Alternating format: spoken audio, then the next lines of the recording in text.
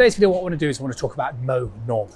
And I want to talk about an area of Mo Norman's swing that I personally haven't spoken about before. And when I tend to watch other social media stuff on Mo Norman, tends to get a little bit neglected. Now, for those of you who don't know, Mo Norman is a very iconic character with inside golf. One, because he was so successful on the Canadian tour, and also he was just so good at doing live demonstrations in front of hundreds, and over his career thousands of people, and he just consistently demonstrated very good ball striking and just an insane amount of accuracy. And that is what has always lent to a huge amount of intrigue in terms of what was he doing. Now, there was a number of things that made him characteristic. One was his nature, and you only have to again watch some of the videos to see what he would have been like, but also just a couple of his sort of beliefs. Now, one of them was the takeaway. Mo Norman would start with the club behind the ball. Okay, so sorry, it wouldn't start with the club behind the ball. It'd start with the golf club considerably further behind the ball, similar to what I'm demonstrating here. He used to talk about keeping the club very low to the ground on the backswing position. But the area of intrigue for me mainly was the downswing.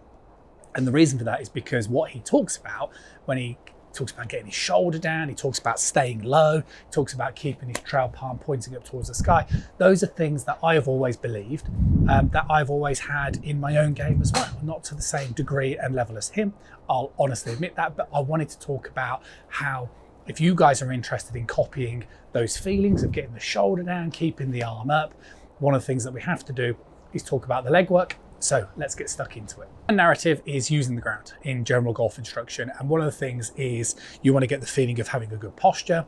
You want to feel like your energy is going upward in the backswing, squash it back down and upward in the through swing.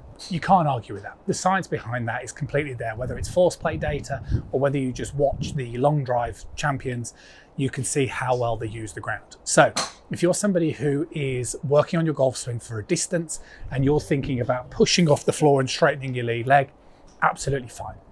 No argument there. However, in my swing, it never fully straightens at any stage really, apart from obviously the complete finish position. So when I hit shots, my lead leg stays flexed like so. Okay, as I'm demonstrating there, it always has done. And with Mo Norman, it's the same thing. Now, the reason why is because, again, I always felt that I wanted to try and stay as low to the ground as I possibly could. Okay, I always felt that if I could stay low to the ground and I could get the feeling of this forearm pointing up towards the sky, it always felt like I was going to miss less shots left. I always felt I wouldn't hook it around that direction.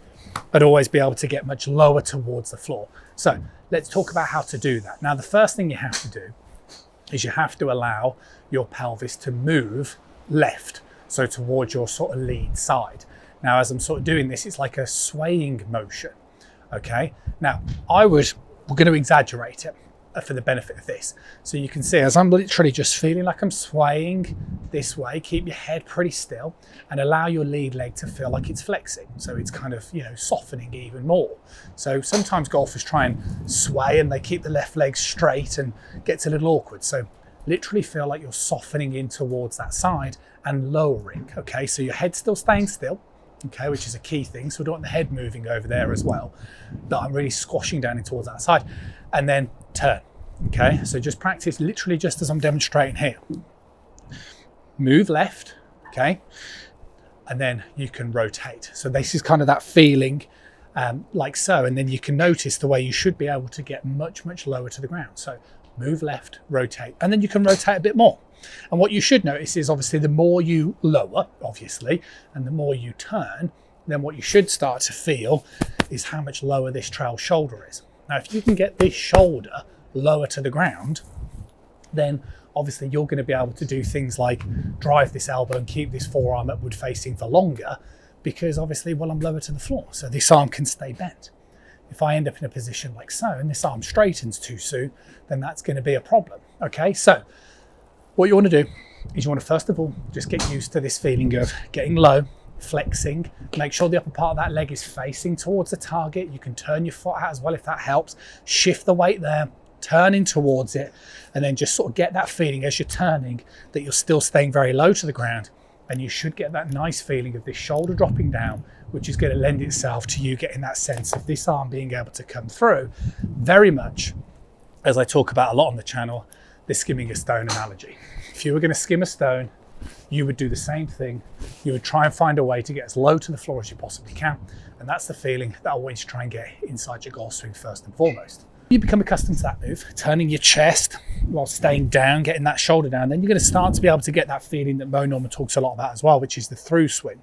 But it's almost like getting the sense of the hands working higher.